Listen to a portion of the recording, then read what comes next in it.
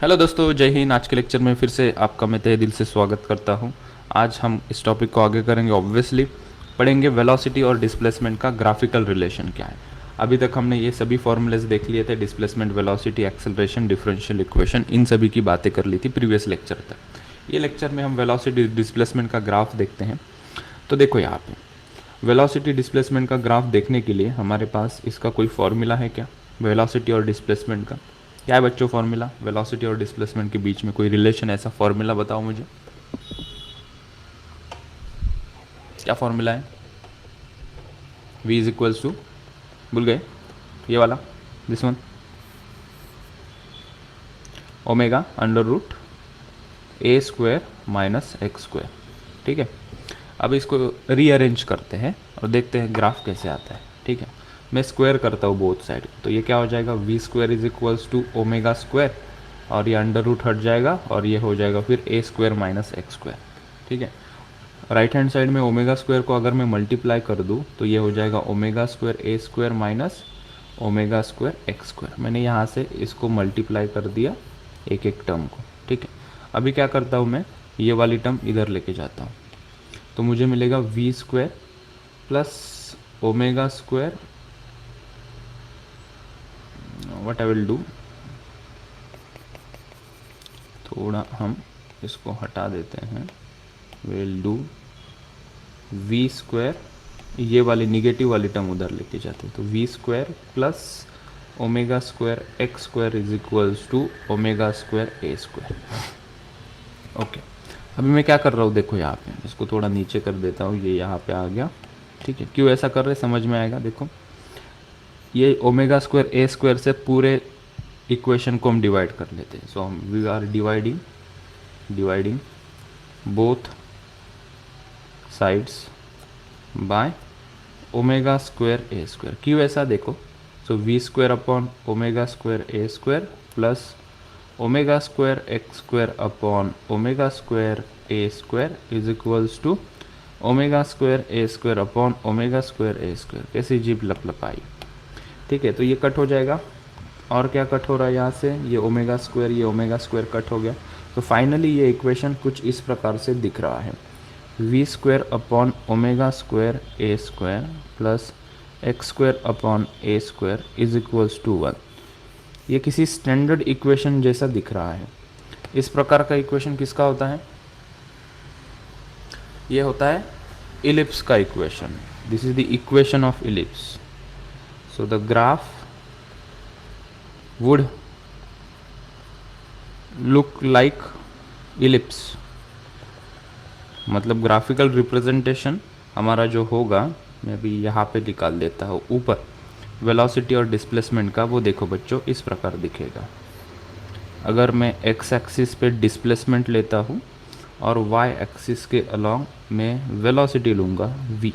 ठीक है, तो ये जो ग्राफ है बाय दिस इक्वेशन ये रिप्रेजेंट करेगा इलिप्स को। और इलिप्स का शेप कैसे दिखता है? इलिप्स का शेप ऐसे दिखता है। सो दिस इज इलिप्स, इस प्रकार दिखेगा।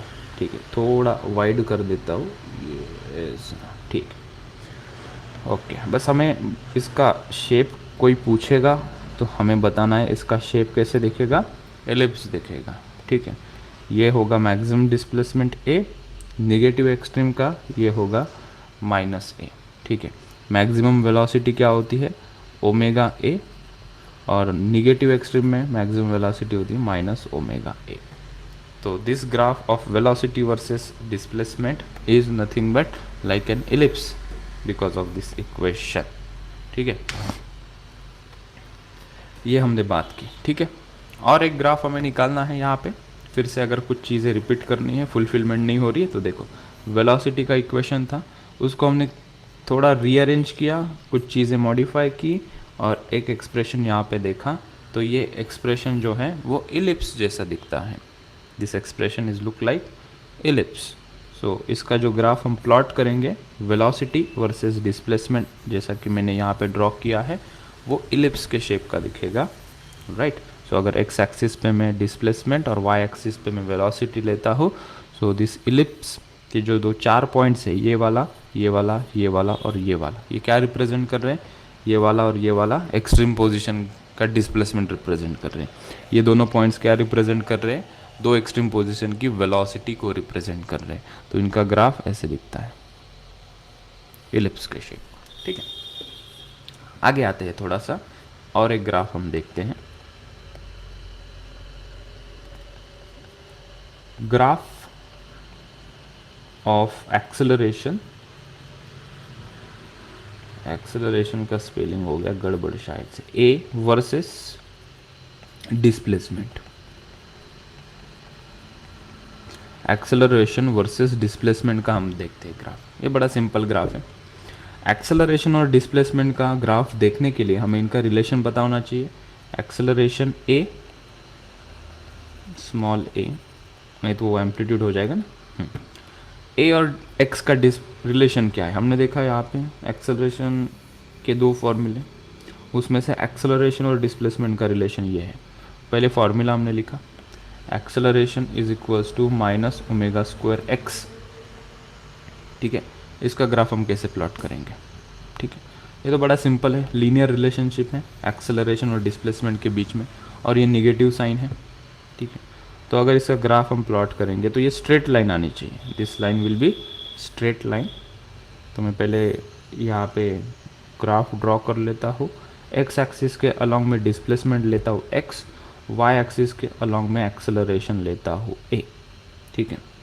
अगर इसका हम ग्राफ देखेंगे तो ये ग्राफ निगेटिव साइड की तरफ आ रहा है। एक्स की वैल्यू हमेशा क्या आ रही है, यहाँ पे निगेटिव आ रही है, और निगेटिव पुट करेंगे तो एक्सेलरेशन निगेटिव आ रहा है। तो if you draw the graph, ये स्ट्रेट लाइन होगी, लेकिन ये सेकेंड और फोर्थ क्वाड्रेंट के थ्रू पास होगी, ठीक है। तो अगर हम यहाँ पे देखेंगे इसके डिटेल्स ग्राफ के, तो अगर यहाँ पे x की वैल्यू में a रख दूँ, मतलब एक्सट्रीम पोजीशन पे x की वैल्यू अगर मैं a रखता हूँ, let me change the colour,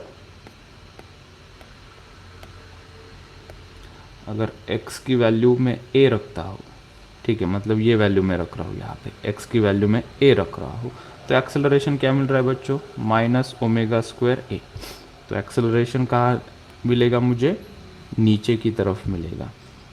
तो लेट से कि ये पॉइंट क्या है मेरा, माइनस ओमेगा स्क्वायर a। सो इसलिए हमने इस प्रकार से ये ग्राफ प्लॉट किया, ठीक है। तो a को थोड़ा इधर ले लेता हूँ मैं, ताकि जो पहले ग्राफ मैंने प्लॉट किया है वो मैं यहाँ पे बता सकूँ, ठीक है। अगर मैं x की वैल्यू माइनस a पुट करता हूँ, हम ग्राफ को समझने की कोशिश कर रहे हैं, x की वैल्यू माइनस a पुट करता हूँ, मतलब निगेटिव एक्सट्रीम पार्टिकल परफॉर्म करेगा ना, ये उसकी मीन पोजीशन, ये उसकी एक्सट्रीम पोजीशन, ये इधर की एक्सट्रीम पोजीशन, ये एक्सट्रीम पोजीशन पे इसकी एक्सेलरेशन कितनी आई, माइनस ओमेगा स्क्वायर a। अगर हम माइनस a पुट करते हैं x की वैल्यू, तो एक्सेलरेशन कितना आएगा, एक्सेलरेशन आएगा minus omega square of minus a। तो माइनस माइनस प्लस हो जाएगा, प्लस ओमेगा स्क्वायर a। तो निगेटिव एक्सट्रीम पोजीशन पे एक्सेलरेशन ओमेगा स्क्वायर a। तो अगर मैं माइनस a पुट करूँगा तो x एक्सिस के अलॉन्ग में ओरिजिन के पीछे ही पुट करूँगा, निगेटिव वैल्यू हम यहाँ पे पुट करते हैं, राइट। सो अगर ये माइनस a है तो एक्सेलरेशन कितना आया मेरा, प्लस आया, मतलब ये y axis, positive y axis के ऊपर आएगा, तो वो यही कहीं आएगा ऐसा मानते हैं, ये यहाँ पे आएगा, that is plus omega square a, ठीक है। तो this graph of acceleration versus displacement is a straight line passing through the second quadrant and the fourth quadrant। क्यों सेकेंड और फोर्थ क्वाड्रेंट में आ रहा है, क्योंकि एक वैल्यू पॉजिटिव तो एक वैल्यू नेगेटिव है, ठीक है। देखा यहाँ पे displacement positive, acceleration negative, displacement negative, acceleration positive, hence the line is passing through the second and the fourth quadrant. तो दो ग्राफ हमने यहाँ पे देखे, velocity displacement and acceleration. So question करते हैं कुछ। पहला क्वेश्चन यहाँ पे पुट किया मैंने, if a particle is executing SHM and then the acceleration of the particle is uniform, varies linearly with time, is non uniform, both B and C। तो acceleration uniform है या नॉन यूनिफॉर्म है, किसके respect में change होता है, ये पूछा है। तो हमारे पास एक्सेलरेशन के दो फॉर्मूले हैं, acceleration in terms of displacement and in terms of time. तो क्या एक्सेलरेशन यूनिफॉर्म है क्या? हमने कहा नहीं, यूनिफॉर्म नहीं है। देखो मीन पोजीशन पे ये 0 होता है, मैक्सिमम पोजीशन मतलब एक्सट्रीम पोजीशन पे उसकी वैल्यू ओमेगा स्क्वायर ए माइनस ओमेगा स्क्वायर ए होती है, तो यूनिफॉर्म होने का सवाल ही नहीं। फिर हमने देखा सी वाला, where is linearly with time, time के रिस्पेक्ट में ये तो चेंज होता है लेकिन लीनियरली चेंज नहीं होता है, साइन फंक्शन के रिस्पेक्ट से ये चेंज होता है। तो A is not directly proportional to T, right. अगर यहाँ पे कुछ ऐसा इक्वेशन होता minus A omega square T something like that, तो हम कहते हैं कि एक्सेलरेशन और टाइम डायरेक्टली प्रोपोर्शनल है। यहाँ पे साइन के फंक्शन के अंदर टाइम है तो सी वाला गलत हो जाएगा, it is not linearly with time. D वाला तो ऑब्वियसली गलत हो जाएगा क्योंकि बी सी वाला करेक्ट नहीं है। करेक्ट आंसर है B, it is not uniform, क्योंकि इसकी वैल्यू चेंज हो रही है, मीन पोजीशन में 0 है और इसकी वैल्यू बढ़ते बढ़ते बढ़ते सबसे ज़्यादा ये एक्सट्रीम पोजीशन में हो रही है, तो वैल्यू चेंज हो रही है एक्सेलरेशन की as distance go on changing. तो इसका ऑप्शन कौन सा सही है? Option B is correct. एक एक्सप्लेनेशन नीचे लिख लेते हैं इसके बारे में, ठीक है। ये वाला इक्वेशन इसके नीचे यहाँ पे लगा देते हैं और नीचे लिखते हैं hence it is not uniform and depends on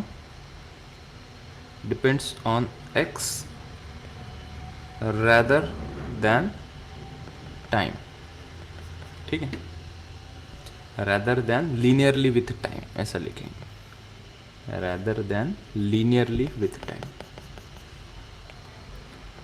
linearly with time, okay. Alright, आगे आते हैं और एक क्वेश्चन करते हैं, ठीक है। थोड़ा सेमी न्यूमेरिकल क्वेश्चन, ठीक है। हाँ यस बोलो।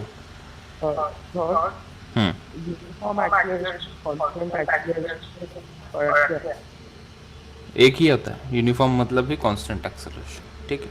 It is moving with constant acceleration कहो या यूनिफॉर्म एक्सेलरेशन कहो, मीनिंग से। और नॉन यूनिफॉर्म मतलब वेरी कर रहा है, चेंज हो रही है, एक्सेलरेशन की वैल्यू चेंज हो रही है। तो सर अगर एक्सेलरेशन का जो पैटर्न है फिक्स कहते हैं, with 1 second it is 1 metre per second, second में मीटर पर सेकंड, तो ऐसा एक्सेलरेशन को क्या बोलेंगे? थोड़ा इसके बाद पूछ लेना बेटा, ये मोमेंटम टूट जाएगा। Okay. Executing simple harmonic motion. I understood your question, you are asking कि सर एक्सेलरेशन पर सेकेंड इतना चेंज हो रहा है तो उसको कैसे जजमेंट देंगे हम, ठीक है। तो ये क्वेश्चन में क्या पूछा है ये देख लेते पहले। What is the phase difference between acceleration and velocity of a particle executing SHN. अभी फेज डिफरेंस की बात करें तो ये क्वेश्चन हमें क्लियरिटी देगा कि फेज डिफरेंस को कैसे देखना है। पहले हम ऑप्शन लिख लेते हैं। पहला ऑप्शन यहाँ पे है ZERO 0, π/2, पाई, और ऑप्शन डी है 2 पाई। तो 4 ऑप्शंस दिए हमें पूछा है कि फेज डिफरेंस बताओ, किसके बीच में फेज डिफरेंस पूछा है हमें? एक्सेलरेशन और वेलोसिटी के बीच में, ठीक है। कैसे करेंगे देखो इस क्वेश्चन को। हमें सबसे पहले एक इक्वेशन मिला था, डिफरेंशियल इक्वेशन का सॉल्यूशन जो हमने बोला था। तो हमें डिस्प्लेसमेंट पे क्या मिला था? a sine omega t plus phi, ठीक है। फिर वहाँ से हमें क्या मिला था? वहाँ से हमने इसको डिफ्रेंशिएट किया, हमें वेलोसिटी मिली v इज इक्वल्स टू क्या मिली हमें? a omega cos omega t plus phi, ठीक है। इसको हमने डिफ्रेंशिएट किया, हमें एक्सेलरेशन मिला था। क्या मिला था वो? Minus a omega square sine omega t plus phi, ठीक है। जब मैं बता रहा था इन्फॉर्मेशन, मैंने कहा कि ये जो पूरी टर्म है, ये पूरी टर्म चाहे डिस्प्लेसमेंट का इक्वेशन हो, एक्सेलरेशन का हो या वेलोसिटी का हो, ये क्या रिप्रेजेंट करती है? ये रिप्रेजेंट करती है फेज, ठीक है। फेज रिप्रेजेंट करती है। हमें पूछा है यहाँ पे फेज डिफरेंस। फेज डिफरेंस मतलब सब्ट्रैक्शन करना पड़ेगा, किसके बीच में फेज डिफरेंस? एक्सेलरेशन और वेलोसिटी के बीच में फेज डिफरेंस हमें पूछा है, ठीक है। तो ये फेज डिफरेंस और ये फेज डिफरेंस हमें कैलकुलेट करना है। लेकिन एक दिक्कत है, सीधा सीधा इसको और इसको सब्ट्रैक्ट नहीं कर सकते, क्योंकि यहाँ पे लिखा है कॉस, यहाँ पे लिखा है साइन। अगर वेलोसिटी का इक्वेशन साइन के टर्म में होता और एक्सेलरेशन भी साइन के टर्म में है, तो हम इसका डायरेक्टली फेज डिफरेंस ले लेते हैं। ठीक है, तो हमें सबसे पहले क्या करना पड़ेगा, हम क्या करते हैं, एक तो साइन को कॉस में लेके जाओ या कॉस को साइन में लेके आएंगे। ठीक है, एक तो साइन को कॉस में लेके जाएंगे या कॉस को हम साइन में लेके आएंगे। क्या ये जो वेलोसिटी का इक्वेशन है, इसको मैं साइन के टर्म में लिख सकता हूँ क्या? मैं कहने की क्या कोशिश कर रहा हूँ, देखो इसका इक्वेशन एक बार देखो, A omega cos omega T plus five. क्या इस इक्वेशन को ऐसा लिखा जा सकता है क्या? ए ओमेगा, कॉस की जगह पे हम साइन लिखेंगे, तो अगर मैं कॉस की जगह पे साइन लिखता हूँ तो अंदर क्या होगा, ये है omega T plus phi, right. तो मैं प्लस पाई बाई टू लेता हूँ इसको, I will write plus pi by two. So sine omega T plus pi by two is nothing but cos omega t. इसकी पॉजिटिव वैल्यू है, so we have to take here it is negative minus. ठीक है, अगर cos को sign में convert करना है तो हम क्या करते हैं, यहाँ पे माइनस पाई बाई टू लगा देंगे, राइट।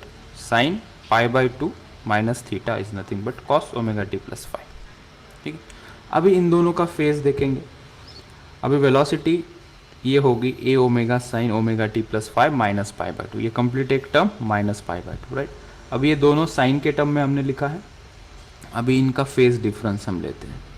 ठीक है, अभी ये ओमेगा टी प्लस फाइव और इसको हम देखेंगे, इसको मैं कहता हूँ let's say this is theta one और ये टर्म को मैं कहता हूँ लेट्स से थीटा टू। तो हमें फेज डिफरेंस पूछा है, फेज डिफरेंस हमें पूछा है, राइट। फेज डिफरेंस किसके बीच में पूछा है? Acceleration and velocity. एक्सेलरेशन क्या है? थीटा टू माइनस वेलोसिटी का फेज क्या है? Theta one. तो इक्वल टू थीटा टू कितना है?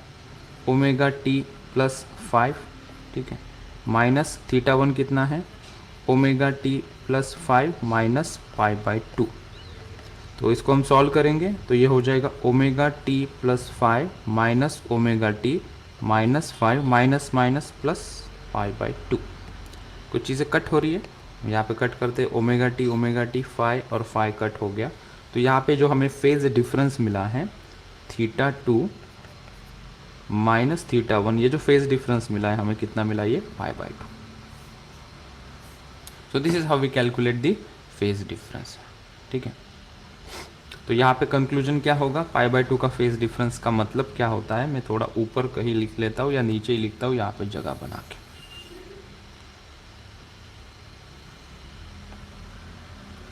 We will write here note लिख के, यहाँ आके एक नोट आएगी, note. Hence by this conclusion we are saying hence velocity lags pi by 2 with acceleration।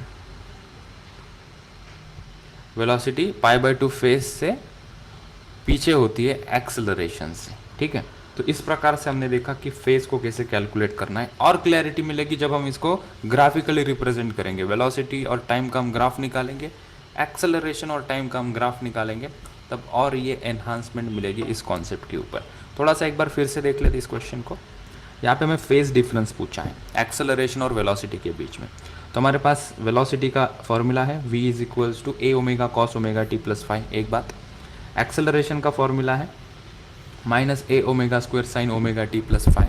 ठीक है, फेज क्या होता है? ये साइन या कॉस के आगे जो ब्रैकेट में लिखा होता है इसको हम कहते हैं फेज। फेज डिफरेंस क्या है? मतलब दो फेज के बीच का सब्ट्रैक्शन पूछा होगा। लेकिन हम सीधा सीधा नहीं कर सकते, वेलोसिटी और एक्सेलरेशन के इक्वेशन के अंदर की ये टर्म और ये टर्म सीधी हम सब्ट्रैक्ट नहीं कर सकते, क्योंकि फंक्शन सेम होना चाहिए। यहाँ पे कॉस है, यहाँ पे साइन है, तो either you convert sine into cos या कॉस इंटू साइन। यहाँ पे मैंने कॉस फंक्शन को साइन में कन्वर्ट किया, तो वो कन्वर्ट करने के लिए हमें पता है कॉस को अगर साइन के टर्म में लिखना है तो हम यहाँ पे आगे माइनस पाई बाई टू लगा देते हैं, तो ये पूरी term minus pi by to करेंगे, तो यहाँ पे मैं साइन लिख सकता हूँ इंस्टेड ऑफ कॉस, वो मैंने किया। अभी दोनों वेलोसिटी और एक्सेलरेशन साइन के फंक्शन में आ गए। अभी इनका फेज डिफरेंस ले लो।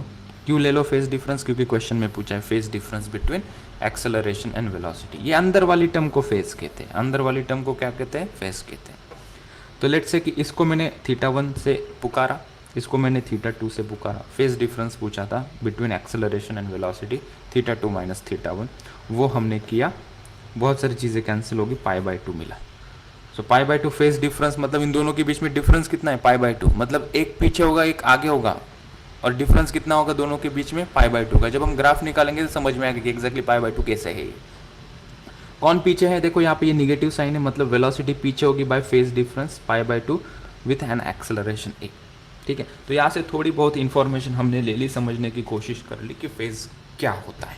ठीक है, थोड़ा आगे चलते हैं, ग्राफ आएगा, ग्राफ निकालूंगा इसके ऊपर, तो फिर मैं इस क्वेश्चन को और कनेक्ट करके दे दूंगा। ठीक है, तो थोड़ी समझदारी की बात हमने यहाँ पे की। आगे और एक क्वेश्चन लेते हैं बच्चों।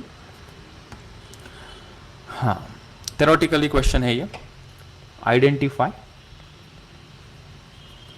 The correct definition, the correct definition. पहला, if after every certain interval of time particle repeats its motion, then motion is called periodic motion। ये पहला ऑप्शन है। करेक्ट डेफिनेशन हमें देखनी है कौन सी है, 4 ऑप्शन है, उसमें से ये दूसरा option. To and fro motion of a particle over the same path about its mean position in certain time interval is called oscillatory motion, oscillatory motion। ठीक, तीसरा ऑप्शन है oscillatory motion। सो मत जाना, डिस्क्राइब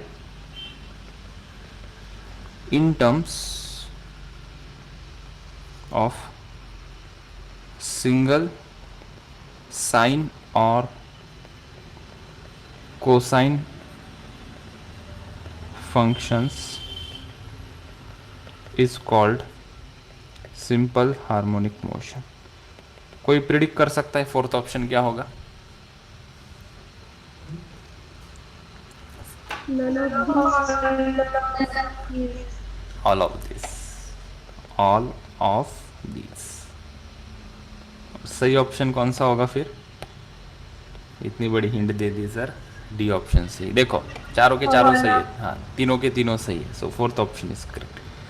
करेक्ट डेफिनेशन तीनों की तीनों सही है। पहली डेफिनेशन क्या कहती है? If after every certain interval of time particle repeats its motion is called as periodic motion. सही तो डेफिनेशन है। कोई भी पार्टिकल ले लो, पंखे का मोशन देखो भाई, इक्वल इंटरवल ऑफ टाइम में अगर ये रिपीट करेगा यही मोशन, तो हमने पीरियोडिक मोशन की यही डेफिनेशन देखी थी।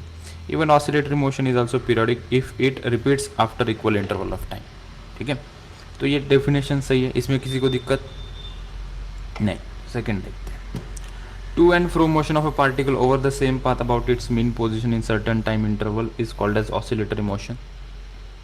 ये भी तो सही मोशन है, टू एंड फ्रो कर रहा है और इक्वल इंटरवल ऑफ टाइम में इधर उधर जा रहा है, तो हमने कहा अबाउट मीन पोजीशन जा रहा है इन सर्टन टाइम इंटरवल, तो ये ऑसिलेटरी मोशन है।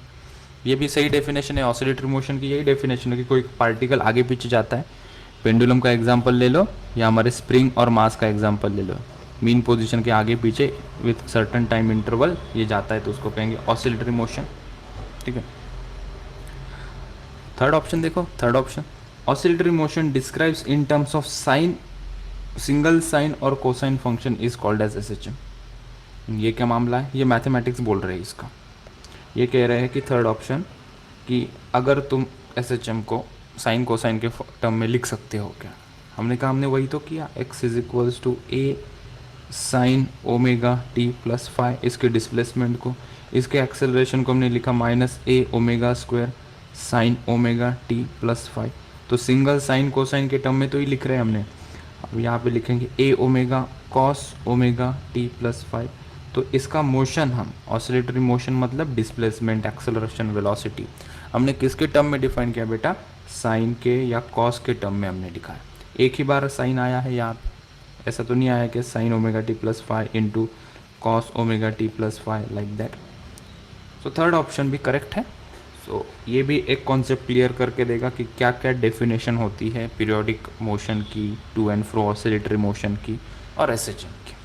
Is it clear? ये थ्योरेटिकल क्वेश्चन क्लियर है? आगे चलो।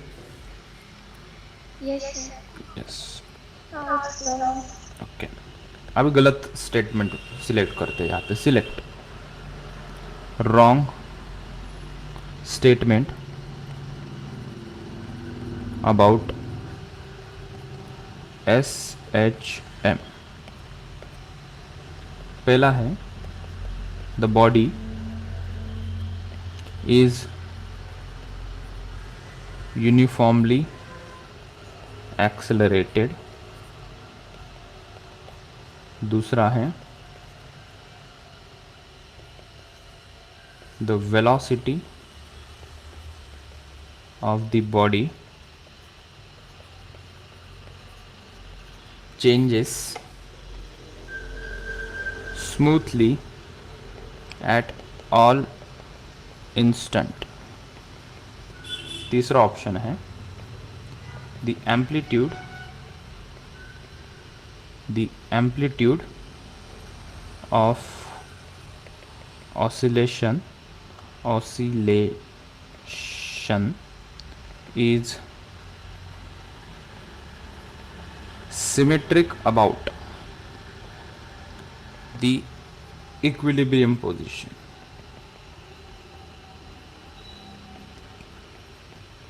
Fourth option, the frequency of oscillation is independent of amplitude। गलत स्टेटमेंट बताओ, चारों स्टेटमेंट में से कौन सा होगा बच्चों? First. First. कर दे टिक, फर्स्ट ऑप्शन का टीकाकरण कर दे टिक।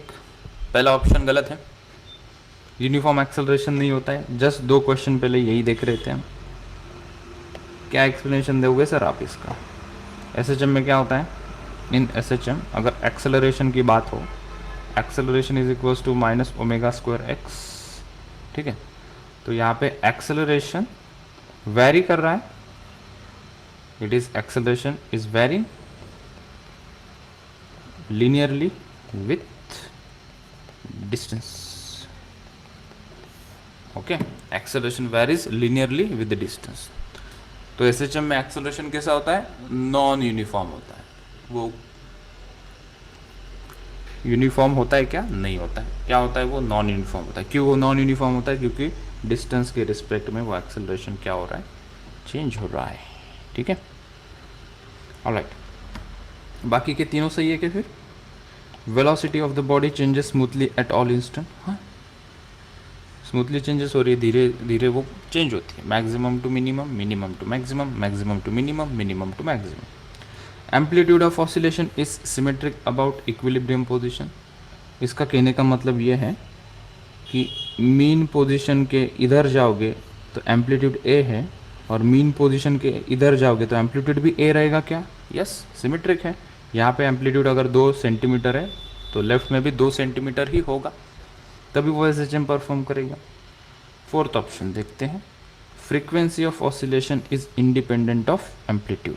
ठीक है, frequency of oscillation is independent of amplitude. Frequency time के ऊपर डिपेंड करता है, वो एम्पलीट्यूड के ऊपर नहीं डिपेंड करता, तो इसलिए फोर्थ ऑप्शन भी सही है। क्लियर? अरे हाँ या ना? देखो फिर next question, the displacement the displacement of a particle executing SHM is given by x is equals to 0.01 sin 100 पाई और ब्रैकेट में लिखा है t plus 0.05 full stop the time period is चार ऑप्शंस दिए हैं। पहला ऑप्शन है 0.01 सेकेंड, दूसरा ऑप्शन दिया है 0.02 सेकेंड, तीसरा ऑप्शन दिया है 0.1 second, fourth option is 0.2 second. चार ऑप्शन दिए, देखना है कि कौन सा सही ऑप्शन है।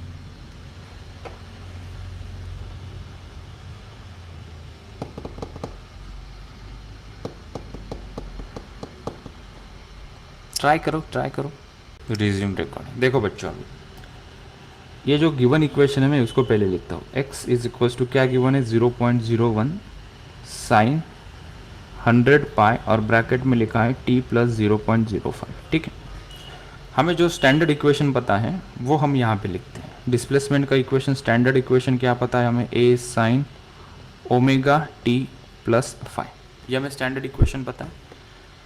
इस इक्वेशन जैसा इसको बनाते हैं, ये जो इक्वेशन गिवन है क्वेश्चन में उसको इस जैसा बनाते हैं और कंपेयर करते हैं। ठीक है, मतलब यहाँ पे ये जो टर्म है 100 पाई, इसको अंदर मल्टीप्लाई कर देंगे तो ये इक्वेशन जैसा बन जाएगा। देखो यहाँ पे x is equals to 0.01 sine, ये 100 पाई को अंदर लेके जाऊँगा, हाँ मल्टीप्लाई कर सकते हैं इसको क्योंकि ये सभी टर्म कैसी है, साइन के अंदर है ये। सो कैन आई राइट, ये 100 पाई t प्लस 100 पाई इंटू 0.05। ठीक है, अभी इसके साथ कंपेयर करते हैं, कंपेयर विद दिस इक्वेशन। ठीक है, अगर इस इक्वेशन के साथ हम कंपेयर करेंगे तो ये 0.01 क्या होगा, एम्पलीट्यूड होगा, राइट। यहाँ पे ओमेगा क्या कितना होगा भाई, 100 पाई, ये ओमेगा होगा और ये टर्म क्या रिप्रेजेंट कर रही है, फाई को रिप्रेजेंट कर रही है। ठीक है, तो हमें पूछा क्या यहाँ पे, टाइम पीरियड पूछा, तो मुझे लगता है ओमेगा के फॉर्मूला से टाइम पीरियड आ जाएगा। ठीक है सर, ये टी टाइम पीरियड होता है कि नहीं, वो किसी गिवन इंस्टेंट पे इस पार्टिकल की पोजीशन क्या है वो वाला टाइम है। ये टाइम पीरियड मतलब वो capital T 2 pi by omega वाला पूछा है हमें। ठीक है, किसी गिवन इंस्टेंट पे इस पार्टिकल का डिस्प्लेसमेंट क्या होगा, इसका ये फॉर्मूला है। उसके अंदर से हमने ये देखा ये ओमेगा है, कंपेयर करके देखा, तो यहाँ पे मैं पहले लिख लेता हूँ, मुझे मिला यहाँ से ओमेगा इज इक्वल्स टू 100 पाई। ठीक है, और मुझे पूछा है टाइम पीरियड, तो टाइम पीरियड का फॉर्मूला मुझे पता है, that is 2 pi by omega. तो ओमेगा की वैल्यू हम यहाँ पुट कर देते हैं, तो 2 pi by omega is nothing but 100 पाई। तो पाई और पाई, 2 पाई कट हो गए। ठीक है, बचा क्या, चौको pi, 2 by 100 which is nothing but 1 by 50, और 1 बाय 50 कितना होता है, 0.02 second, which is the answer to this question, option B रहेगा सही। आया समझ में, इस प्रकार से कंपेयर करना है सिंपल इक्वेशन को हमारे स्टैंडर्ड इक्वेशन से। ठीक है, हम थोड़ा और आगे चले जाएंगे तब ये इक्वेशन थोड़े कॉम्प्लेक्स कर देंगे क्वेश्चनरीज, और वो हमें एग्ज़ाम में पूछेंगे। तो इस प्रकार के क्वेश्चन डायरेक्ट एग्ज़ाम में पूछने के चांसेस रहते हैं, वो हमने हैंडल कर लिया। चलो और एक क्वेश्चन करते हैं, चलो आगे, किसी को कुछ पूछना है तो पूछ सकता है। ठीक है, देखो और एक क्वेश्चन लिया हमने, क्वेश्चन पढ़ रहा हूँ। A particle of mass 0.8 kg is undergoing SHM with an amplitude 1 metre and period of 11/7 second. Calculate the kinetic energy of a particle at a moment when its displacement is 0.6 second. मतलब starting का ही problem है, पहली बार हम इस प्रकार के problem कर रहे हैं, तो मैं थोड़ा सा इसका पिक्चर भी बना देता हूँ। तो पार्टिकल चल रहा है, पार्टिकल का मास दिया है 0.8 kg फाइन। ठीक है, और इसका जो एम्पलीट्यूड है पार्टिकल का वो कितना गिवन है यहाँ पे, वो दिया है 1 मीटर, और टोटल जो इसका टाइम पीरियड है वो टाइम पीरियड कितना दिया है, 11/7 सेकेंड दिया है। ठीक है, और क्या इन्फॉर्मेशन दी है, कि जब पार्टिकल यहाँ पे आ जाए, कहाँ पे आ जाए, यहाँ पे मतलब कहाँ पे, यहाँ पे, अरे यहाँ पे मतलब कहाँ पे, मीन पोजीशन से 0.6 मीटर के दूरी पे अगर पार्टिकल है कहीं पे भी, लेफ्ट हैंड साइड में रहो या राइट हैंड साइड में, तो उसकी काइनेटिक एनर्जी कितनी होगी, यहाँ पे इसकी काइनेटिक एनर्जी हमें पूछिए। तो हम क्या कर लेंगे, इस पोजीशन में इसकी वेलोसिटी कितनी है वो फाइंड आउट कर लेंगे, और हाफ mv² से हमें इसकी काइनेटिक एनर्जी मिल जाएगी, बराबर है। So let's find out the velocity first. तो वेलोसिटी का फॉर्मूला हमारे पास है, वेलोसिटी का क्या फॉर्मूला हमारे पास है भाई, वेलोसिटी का फॉर्मूला है ना हमारे पास, ω√a² माइनस x²। ठीक है, क्या गिवन इन्फॉर्मेशन सफिशिएंट है क्या ये फॉर्मूला में पुट करने के लिए? दूसरा भी तो फॉर्मूला हमारे पास है, v = a ω cos ω t+5। ये नहीं यूज़ करेंगे हम यहाँ पे, ये वाला यूज़ करेंगे। Reason being is very simple, regarding this formula he information question में गिवन है।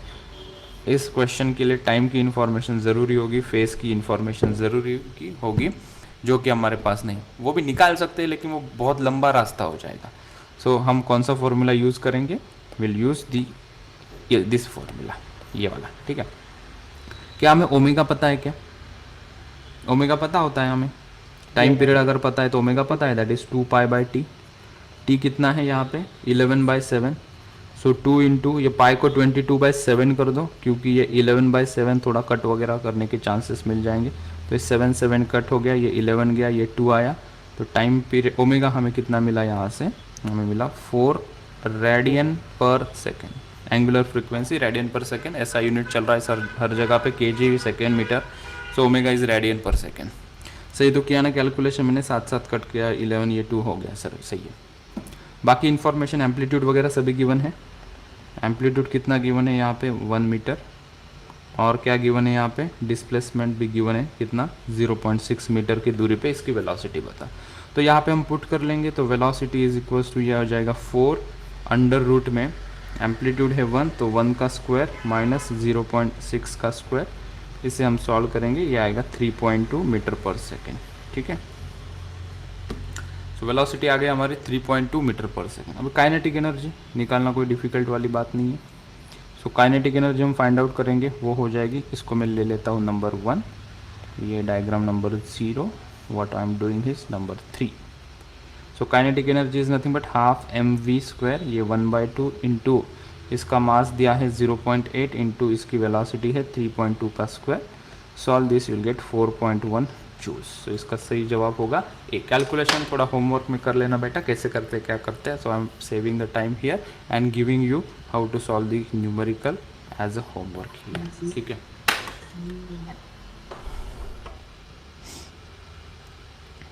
तो कैसे डील करेंगे देखो बच्चों, क्वेश्चन बनाया हमने, क्या है क्वेश्चन में, the maximum velocity of a body गले में खिंच खिंच in SHM is 0.04 metre per second और acceleration at 0.02 metre from its mean position is 0.06 metre per second square.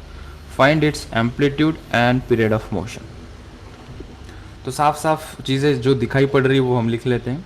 Maximum velocity of a body in SHM is this much. So V max हमें given है, V maximum कितना दिया है, 0.04 metre per second, ये information given है।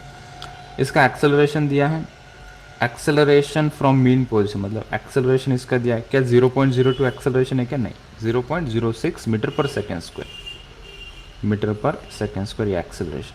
फिर 0.02 क्या है, ये डिस्प्लेसमेंट है, तो x की वैल्यू यहाँ पे दी है, कितनी, 0.02 मीटर। ठीक है, क्या पूछा है हमें, दो चीज़ें पूछी है, एम्पलीट्यूड कितना होगा और टाइम पीरियड कितना होगा, ये दो चीज़ें यहाँ से पूछी है। तो क्या ये तीनों इन्फॉर्मेशन से हम ये दोनों चीज़ें निकाल सकते हैं क्या, आइए देखते हैं। मैक्सिमम वेलोसिटी का मुझे फॉर्मूला चाहिए बच्चों, मैक्सिमम वेलोसिटी का फॉर्मूला मुझे चाहिए। तो हमारे पास वेलोसिटी का फॉर्मूला है, उससे मैक्सिमम वेलोसिटी का फॉर्मूला हमने निकाला था। तो वेलोसिटी का फॉर्मूला क्या था हमारे पास, ω√a² माइनस x²।